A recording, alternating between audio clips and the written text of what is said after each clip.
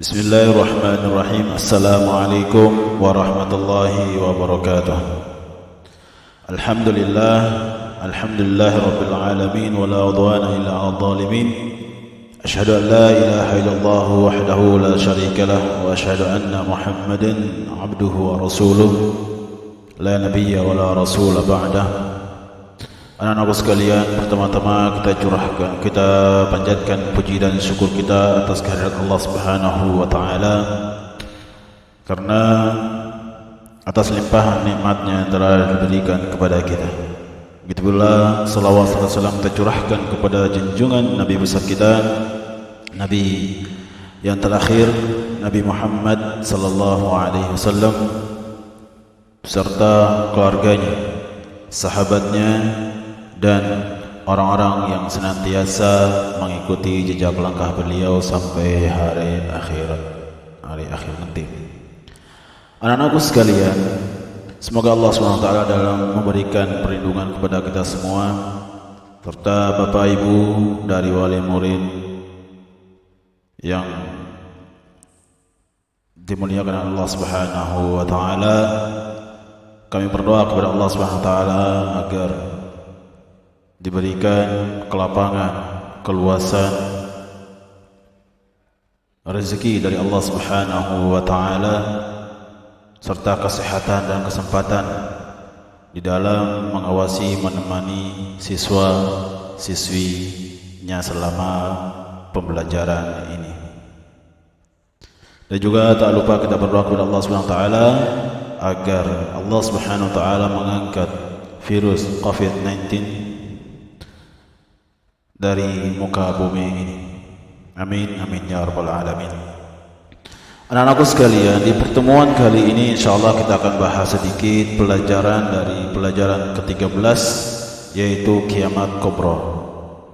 Ya, di pertemuan yang pertama kali di tahun ajaran baru kita telah bahas yang namanya kiamat sughra.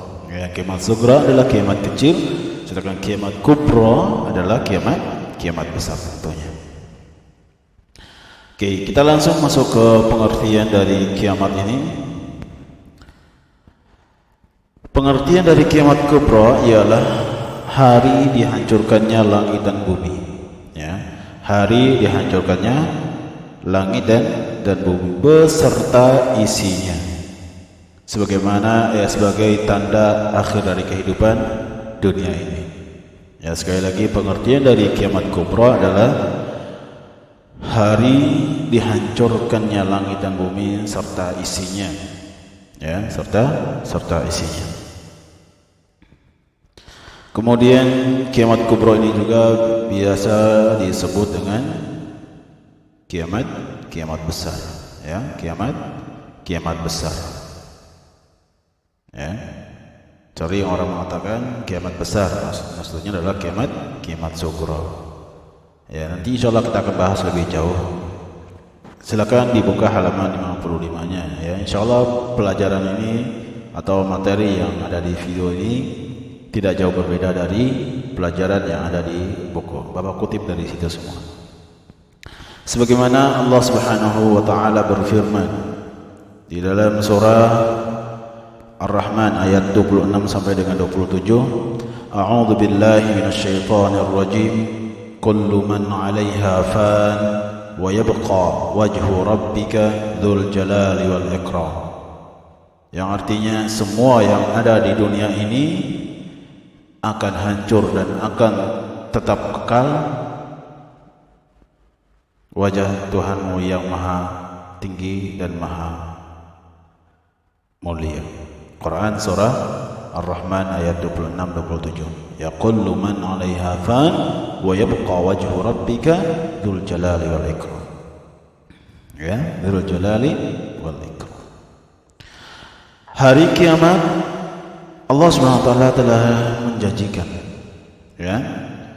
Allah Subhanahu wa taala telah menjanjikan. Saat itu bumi dihancurkan dan langit pun terbelah. Gunung-gunung hancur dan berterbangan seperti bulu-bulu yang ditiup angin. Setelah itu manusia akan dikumpulkan oleh Allah Subhanahu wa taala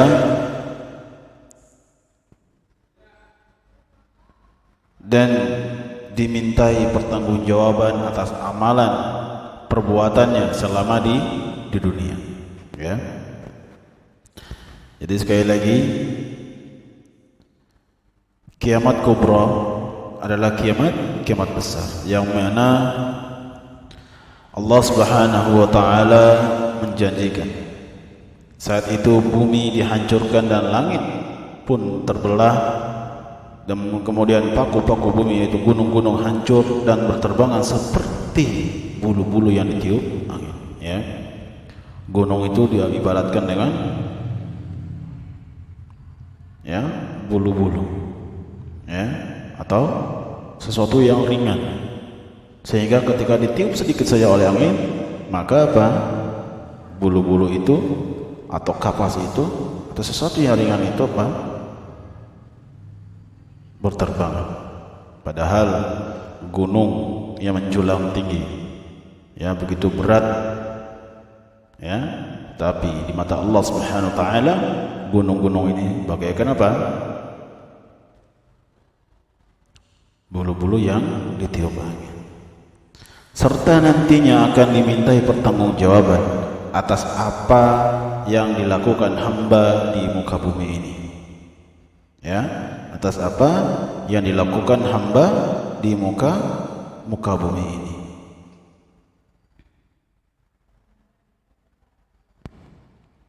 Kiamat kubra terjadi ketika tidak ada lagi manusia di muka bumi ini. Sekali lagi, kiamat kubra ini tidak pernah terjadi ketika tidak ada lagi manusia di muka bumi ini yang berzikir kepada Allah Subhanahu wa taala.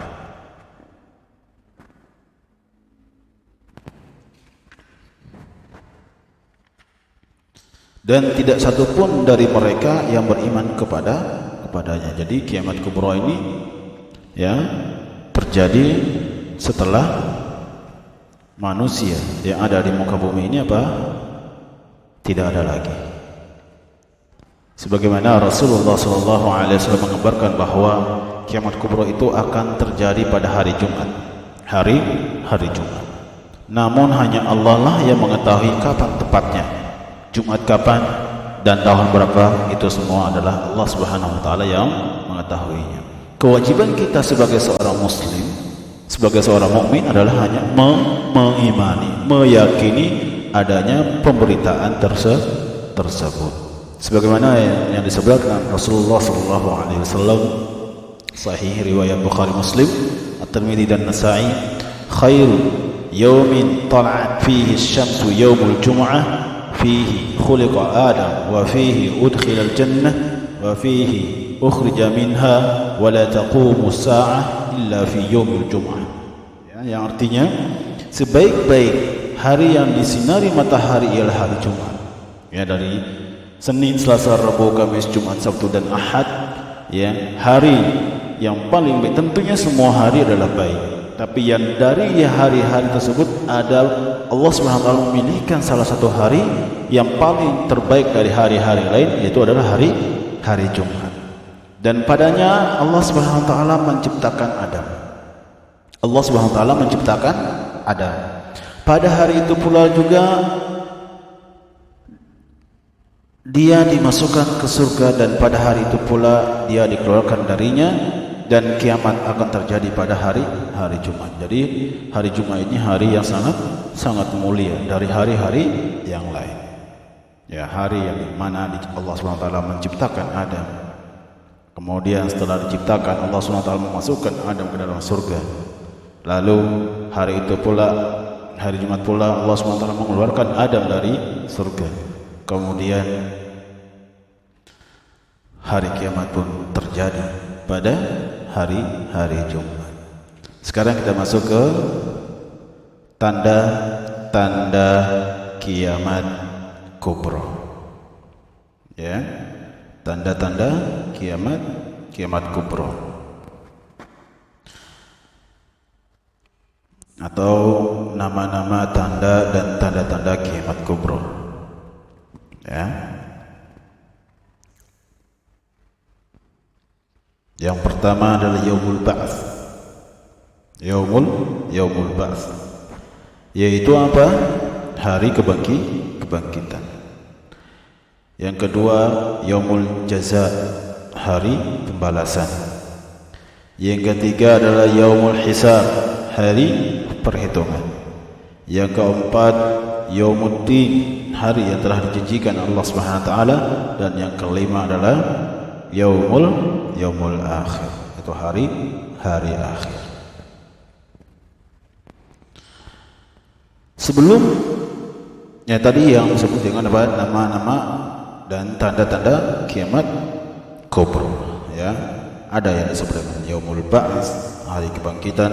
Tentunya semua nama-nama ini kita yakini, kita percayai, semuanya pasti ada. Kemudian kita masuk ke sebelum kiamat kubra, apa yang terjadi? Perhatikan di halaman 56. Sebelum kiamat kubra terjadi akan muncul beberapa tanda yang mendahuluinya. Seorang sahabat yang bernama Hudzaifah bin Usaid radhiyallahu anhu menyebutkan di antaranya, ya, muncul yang pertama adalah munculnya dukhan atau kabut, ya, munculnya dukhan atau kabut.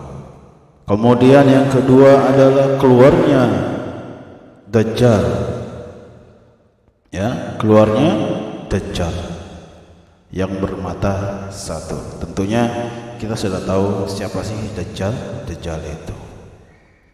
Kemudian selanjutnya adalah keluarnya dabbah, ya, keluarnya dabbah, yaitu binatang yang dapat berbicara, ya.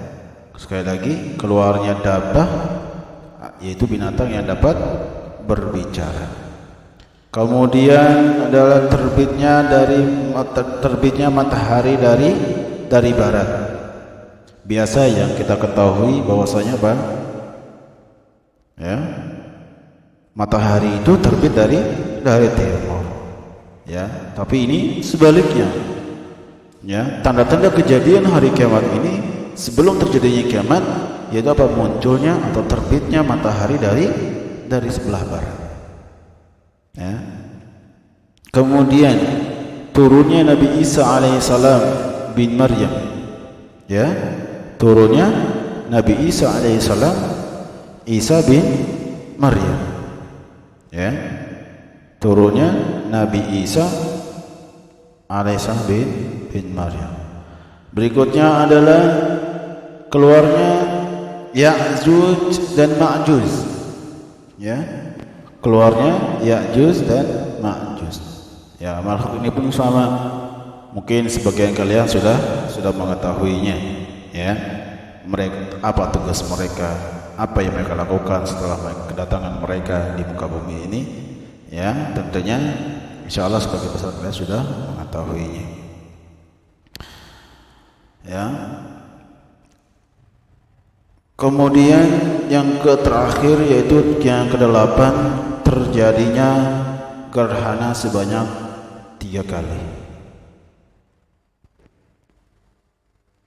Gerhana sebanyak 3 kali, yaitu di mana? Di timur, di barat, dan di tanah Arab. Ya, gerhana. Selanjutnya keluarnya api dari negeri Yaman, yang mana api ini akan menggiring makhluk Allah Subhanahu wa taala ke padang mahsyar.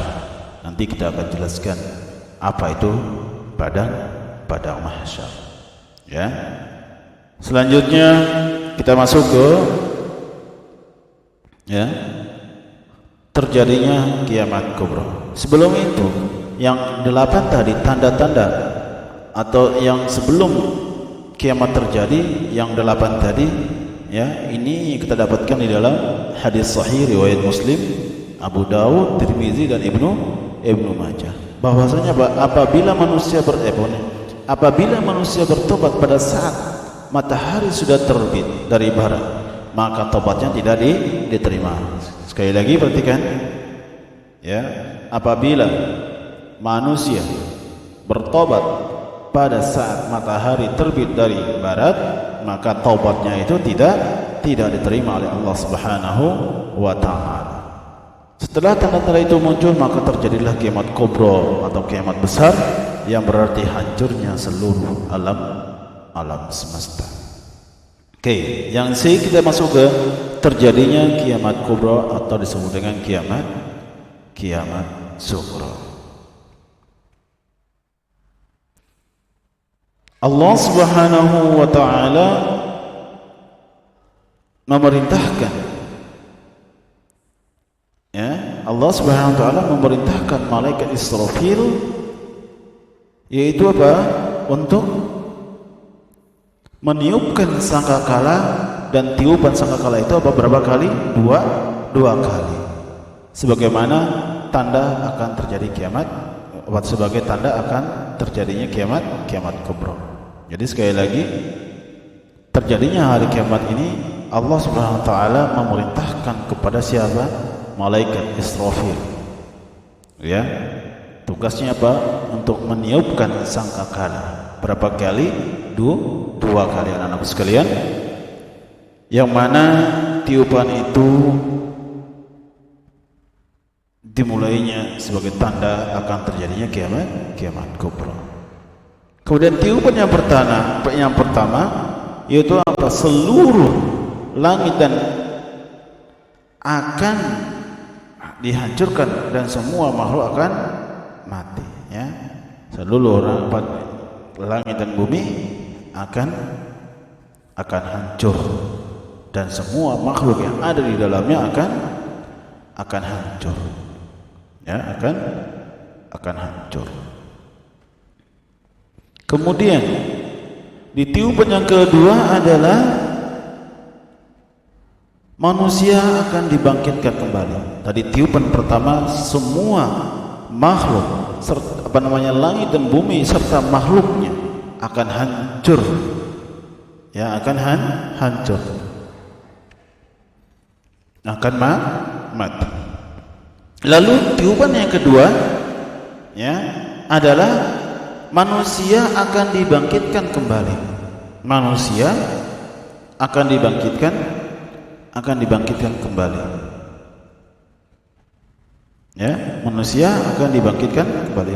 Mereka akan dikumpulkan di padang mahsyar untuk menghadap Allah Subhanahu wa taala dan mempertanggungjawabkan atas amal perbuatannya selama di dunia, ya, selama di dunia, ya. Malaikat Israfil ditugaskan oleh Allah Subhanahu wa taala untuk meniupkan sangkakala sebanyak berapa kali? 2 kali. Tiupan yang pertama menghancur leburkan alam semesta serta isinya. Kemudian apa? Tiupan yang kedua yaitu membangkitkan manusia dari yang mati, ya. Manusia yang mati-mati itu dibangkitkan oleh Allah Subhanahu wa taala untuk apa? Dikumpulkan di padang mahsyar untuk menghadap Allah Subhanahu wa taala, ya, mempertanggungjawabkan atas apa? Amal perbuatan mereka selama di dunia. Sebagaimana Allah Subhanahu wa taala berfirman dalam surah Az-Zumar ayat 68, a'udzu billahi minasyaitonir rajim, wa nufikha fis suri fasa'iqa ma fis samawati wa ma fil ardi illa man syaa Allah thumma nufikha fihi ukhra fa idza hum qiyamun yanzurun. Ya, sekali lagi, wa nufikha fis suri fasa'iqa ma fis samawati wa ma fil ardi illa man syaa Allah thumma nufikha fihi ukhra fa idza hum qiyam yanzurun. Yang artinya, dan ketika sangkakala pertama ditiupkan, maka binasalah semua yang ada di langit dan di bumi, kecuali bagi yang Allah Subhanahu wa taala kehendaki. Kemudian ditiupkan kembali sangkakala kedua, maka mereka akan melihat bahwasanya hari kiamat telah terjadi. Setelah mereka pertama dihancurkan, ya, ketika mereka tiupan yang kedua, mereka bangun dan mereka melihat keadaan, ya, bahwasanya kiamat telah terjadi. Yang kita masuk ke yang berkumpul di padang mahsyar, berkumpul di padang mahsyar, ya, berkumpul di padang mahsyar. Apa sih padang mahsyar itu? Ya, padang mahsyar adalah tempat yang dimana dikumpulkannya seluruh umat manusia. Ya, dikumpulkannya seluruh umat manusia. Dimulai dari umat Nabi Adam alaihissalam sampai dengan umat yang terakhir, yaitu Nabi kita Muhammad sallallahu alaihi wasallam. Amal perbuatan mereka akan dihisab dan di hadapan Allah Subhanahu wa taala yang Maha Adil, tidak kurang sedikit pun. Ya, sedikit tidak kurang sedikit pun, baik amalan buruk maupun amal kebaikan. Di padang mahsyar ini pula manusia menunggu giliran untuk mempertanggungjawabkan. Ya, jadi di padang mahsyar ini Allah Subhanahu wa taala memanggil satu persatu. Begitu banyaknya umat manusia, ya, dari umatnya Nabi Adam alaihissalam sampai umat yang terakhir Nabi Muhammad sallallahu alaihi wasallam mengantri menunggu panggilan Allah Subhanahu wa taala untuk mempertanggungjawabkan amalan perbuatan selama di dunia. Sebagaimana Allah Subhanahu wa taala berfirman dalam surat Ibrahim ayat 48, A'udzu billahi minasyaitonir rajim. Yauma tubaddalul ardu ghairal ardi was samawati wa barazu lillahil wahidil qahhar. Yang artinya pada hari ketika bumi diganti dengan bumi yang lain, dan demikian pula pada langit, dan mereka di padang mahsyar berkumpul menghadap Allah Subhanahu wa taala yang Maha Esa lagi Maha perkasa. Ya. Ya, kondisi ini kondisi yang tentunya ya namanya sebuah padang mahsyar, ya, sebuah lapangan yang besar, tidak ada halangan, tidak ada pepohonan. Di situ Allah Subhanahu wa taala mengumpulkan semua umat manusia, ya, dalam keadaan apa? Kondisi yang panas terik. Di padang mahsyar sangatlah dahsyat, sampai-sampai ada manusia yang terendam oleh keringatnya sehingga setinggi mata kaki, ya, setinggi mata kaki. Bahkan ada pula yang setinggi dengan telinganya. Semua manusia berkumpul dalam keadaan tanpa busana, tidak menggunakan alas kaki, dan dalam keadaan belum dikhitan. Ya, nanti kita dibangkitkan oleh Allah Subhanahu wa taala di padang mahsyar nanti. Kita dibangkitkan dalam keadaan tidak berbusana, kemudian tidak beralas kaki, ya, tidak memakai sandal, kemudian tidak khitan, sebagaimana kita dilahirkan oleh ibu kita.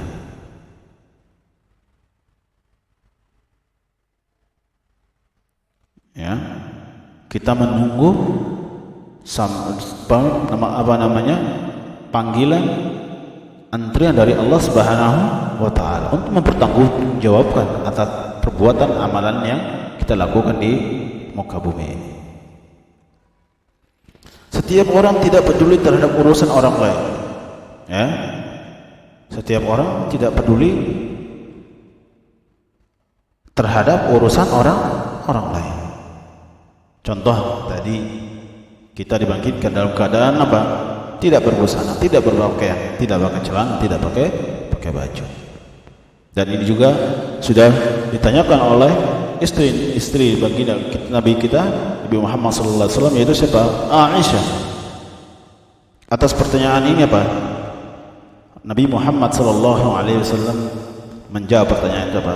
Sesungguhnya pada saat itu orang-orang disibukkan apa? Dengan urusannya masing-masing. Pada saat itu apa? Orang-orang tidak menyibukkan, tidak memperhatikan orang-orang lain lagi di sekitarnya. Tapi apa? Ia memperhatikan dirinya sendiri. Bagaimana nanti ketika di hadapan Allah Subhanahu wa taala ketika diminta pertanggungjawaban. Sungguh sangat dahsyat.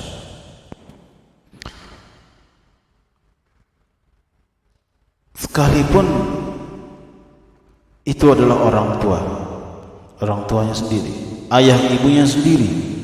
Tentunya Pak, ayahnya memikirkan dirinya sendiri, ibunya memikirkan diri sendiri, anak-anaknya sama memikirkan diri mereka sendiri, tidak peduli atas apa yang di depan mereka. Yang mereka hadapkan adalah, mereka pikirkan adalah bagaimana nanti ketika dipanggil Allah Subhanahu wa taala untuk mempertanggungjawabkan atas amal perbuatan selama di dunia. Kemudian pada hari itu pula tidak ada seorang pun yang dapat berbohong di hadapan Allah Subhanahu wa taala. Di dunia tentu mungkin peluang besar untuk kita berbohong kepada sesama kita. Tapi di hadapan Allah Subhanahu wa taala sekecil apapun tidak akan bisa berbohong kepada Allah Subhanahu wa taala. Sebab Allah Subhanahu wa taala menjadikan semua anggota badan manusia dapat berbicara. Ya. Anggota badan menjadi saksi atas apa yang telah dilakukannya selama dunia.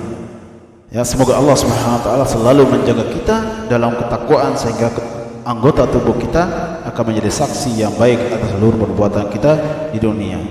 Ya. Perhatikan semua anak-anakku sekalian, anggota tubuh yang ada pada diri kita yang sekarang ini tidak bisa berbicara.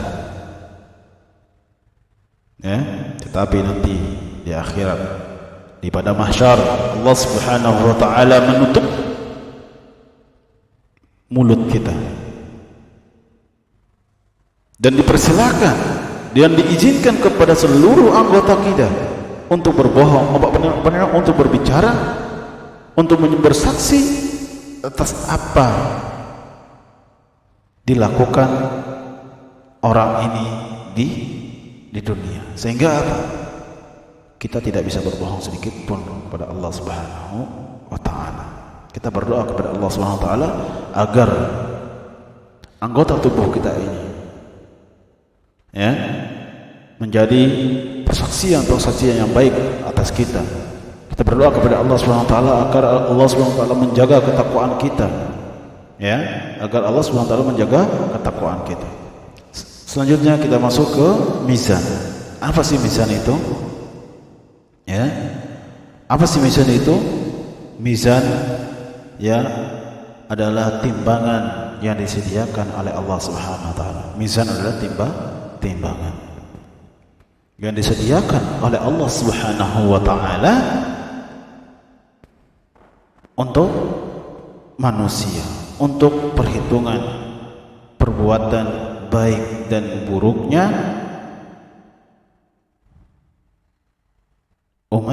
umat manusia. Sebagaimana Allah Subhanahu wa taala berfirman dalam surah Az-Zalzalah ayat 7 sampai ayat 8, A'udzu billahi minasyaitonir rajim. Faman ya'mal mithqala dzarratin khairan yarah wa man ya'mal mithqala dzarratin syarran yarah. Maka barang siapa mengerjakan kebaikan sebesar zarrah, niscaya ia akan melihat balasannya. Dan barang siapa yang mengerjakan keburukan sebesar zarrah juga, niscaya ia akan melihat balasannya. Quran surah Az-Zumar 7-8. Ya, sekecil apapun amalan yang kita lakukan di dunia, baik yang buruk, baik yang baik atau maupun yang buruk, tentunya akan mendapatkan balasannya. Sekecil apapun perbuatan baik kita di dunia, Allah Subhanahu wa taala akan membalasnya. Dan sekecil apapun keburukan yang kita lakukan di dunia, itu pun sama, Allah Subhanahu wa taala akan membalasnya. Ya, anak-anakku sekalian, perhatikan baik-baik. Ya, faman ya'mal mithqala dzarratin khairan yarah wa man ya'mal mithqala dzarratin syarran yarah. Ya, di mizan ini tidak terlewatkan sedikit pun timbangan, tidak terkurang sedikit pun timbangan. Yang baik akan sempurna yang baik timbangannya, yang buruk akan sempurna timbangan buruknya. Tidak berbuat curang pada hal itu. Allah SWT menimbang dengan seadil-adilnya. Kemudian kita masuk ke sirat. Ya, sirat. Apa sih sirat itu? Sirat adalah jembatan menuju surga yang terbentang di atas neraka. Ya, sekali lagi, sirat adalah jembatan menuju surga. Dan jembatan ini terbentang di atas apa? Di atas neraka. Ya. Jembatan ini akan dilewati oleh setiap manusia. Kondisi mereka manusia ketika melintasi jembatan itu sesuai dengan amalan mereka di dunia. Jadi jembatan itu Allah Subhanahu wa taala membentangkan di atas neraka menuju ke surga. Setiap umat manusia akan melewati jembatan itu. Tentunya ya, sesuai dengan amalan selama mereka di dunia. Ada yang terjatuh ke neraka, ada yang melewatinya dengan cepat, ada juga yang melewatinya dengan lambat. Ya.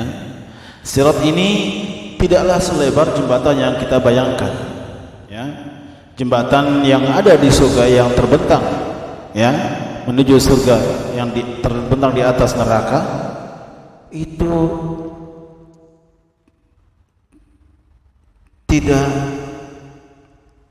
sama seperti yang kita bayangkan jembatan di dunia yang sering kita lewati. Misalnya jembatan yang besar, luas, bisa dilewati oleh ratusan orang. Ya, kendaraan besar bisa lewat, tapi tidak. Sirat yang Allah sediakan nanti adalah apa? Sirat ini sangat tipis, bahkan lebih tipis daripada sehelai rambut. Tahu rambut? Ya, tahu enggak rambut? Rambut yang ada di kepala kita ini apa? Coba kita pegang. Berapa mili ketebalan rambut kita? Satu helainya berapa mili?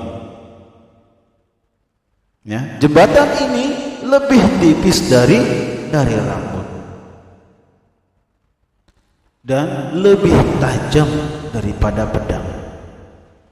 Ya, sirat ini lebih tipis dari rambut, lebih tajam dari pedang. Ya, sebagaimana Abu Sa'id Al-Khudri radhiyallahu anhu meriwayatkan dalam sahih riwayat Muslim, wa balaghani annal jisra adaqqu minas sya'rati wa ahaddu minas sayfi. Ya, wa ahaddu minas sayfi. yang artinya aku mendengar kabar bahwa sirat itu lebih tipis daripada sehelai rambut dan lebih tajam daripada pedang. Ya, ini siapa yang mengatakan? Abu Sa'id Al-Khudri radhiyallahu anhu. Orang yang melewati sirat bermacam-macam keadaannya. Ada yang melewati dengan secepat kedipan mata. Berarti orang-orang ini adalah orang-orang mulia yang ada yang selama mereka di muka bumi. Orang-orang yang bertakwa kepada Allah Subhanahu wa taala. Orang-orang yang bersabar. Ya. Sehingga apa? Ketika melewati secepat kedipan mata, coba bayangkan kecepatan sekedip mata, terus langsung masuk surga tanpa ada hambatan rintangan di pertengahan jembatan. Ada yang melewati secepat kilat, ya, secepat kilat, sekedip mata, secepat kilat, ya, hampir sama-sama cepat. Ya, ada juga yang secepat angin dan ada yang secepat kuda pacuan. Ada pula yang melewatinya seperti berlari atau seperti berjalan atau dengan merangkak. Merangkak. Ya, tentunya sesuai dengan amal perbuatan selama di dunia ini. Semua keadaan di atas tergantung pada amal perbuatan masing-masing orang ketika di dunia. Semakin baik amalan yang dikerjakan, maka semakin cepat pula ia menyeberangi sirat hingga sampai ke surga. Sebaliknya, semakin buruk amalan seorang, semakin sulit baginya untuk menyeberangi sirat menuju ke surga. Ya, tentunya sebagian kalian juga sudah mendengarkan, ya, ketika masih berada di pelajaran dari tatap muka di sekolah kita ini. Ya, mungkin sebagian bapak ibu guru sudah menceritakan bagaimana kondisi orang yang melewati sirat. Ya, ada yang terpeleset, ya, kemudian bergantungan, kemudian dikail, kemudian jatuh dan masuk kail neraka, lalu ia berusaha bangkit kembali, ya, sampai merangkak menuju ke surga. Inilah atau istilah yang kita sebut dengan informasi-informasi yang harus kita yakini, harus kita imani, walaupun itu belum terjadi pada diri kita. Ya, semua yang tadi dibahas adalah penuh dengan keyakinan. Jangan sampai kita tidak meyakini hal itu. Adanya hari kebangkitan, adanya hari kematian, ya, manusia itu tidak abadi, tidak kekal, tentunya pasti mati. Kemudian bumi ini pun juga tidak kekal, langit ini juga tidak kekal, semuanya akan hancur dan akan terbelah sesuai dengan ketentuan Allah Subhanahu wa taala. Anak-anak sekalian, di pertemuan kali ini kita cukupkan, ya. Untuk evaluasinya silakan dikerjakan, ya, bagian A, bagian B dan bagian C silakan dikerjakan lalu dikirim ke Bapak. Kita tutup dengan baca doa kafaratul majlis. Subhanakallahumma wa bihamdik asyhadu an la ilaha illa anta astaghfiruka wa atubu ilaik. Assalamualaikum warahmatullahi wabarakatuh.